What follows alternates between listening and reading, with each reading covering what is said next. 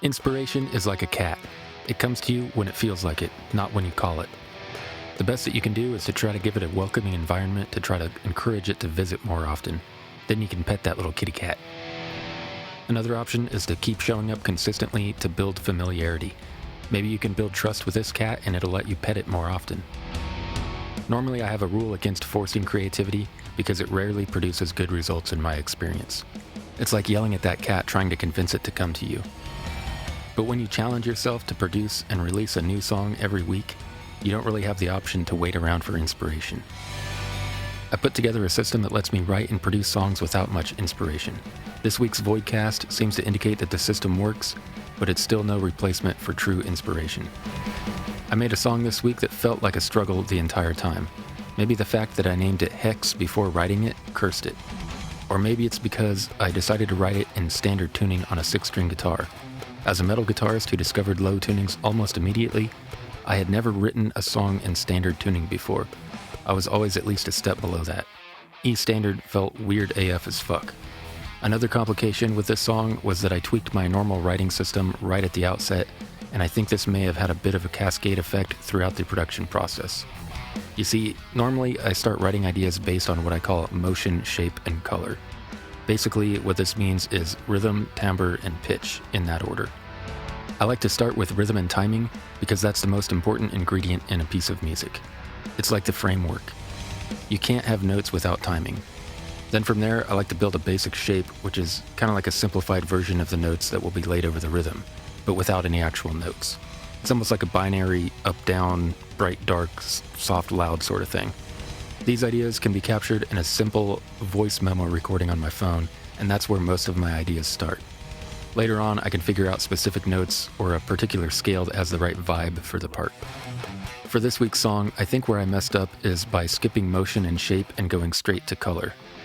I set my creative constraints around writing a song in a particular tuning, so I went straight to the keyboard to start getting a feel for some of the note relationships, and then I started applying rhythmic ideas to those notes. I'm sure tons of people write music like this all the time, but for me it was almost like trying to write music backwards. But I'm working on a series of weekly songs to be produced in my spare time, so I don't really have the luxury of scrapping everything and starting over if I'm not really feeling inspired. I have to trust the system, or in this case, the rest of the system. In order for me to reach my end goal of having the song finished along with a simple music video or visualizer to go along with it, I need to hit specific intermediate goals throughout the week. Monday is rough instrumental demo day. No matter what happens, I need to have at least a rough sketch of a song. I often write these skeletons with MIDI instruments because it allows me to focus on the foundational elements of an idea without getting distracted by details like guitar tone or if I should use down picking or alternate picking. Tuesday allows for some tweaks to the demo, but I need to make forward progress and start laying down vocal ideas. Wednesday is for writing lyrics and making a final demo that serves as a rough draft. Thursday is for recording final takes for everything. Friday is for mixing and starting video work. Saturday is for finalizing both the mix and the video. And Sunday is for sharing the finished video in whatever state it happens to be in. There isn't really much room for perfecting things. It's more of a matter of making forward progress and keeping to a schedule.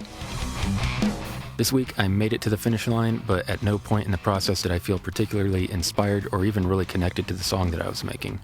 So it's kind of a mixed bag of lessons here. Lesson 1 is that the system works. I finished a song within my self-imposed time frame, even though I never felt particularly inspired during the process. Lesson 2 is that I shouldn't ignore my motion, shape, and color hierarchy. There's a reason why I approach things in a specific order. Starting with notes or melodies just isn't how I'm wired. Lesson 3 is that I shouldn't break my rule against forcing creativity when it can be helped. I have 2 more weeks to complete my weekly song series goal, so for these upcoming weeks I'll probably end up breaking that rule again.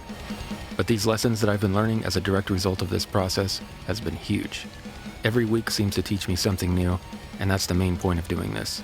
It's not to create perfection, it's to create a more welcoming place for inspiration, and to practice finishing things, whether I feel like they're perfect or not.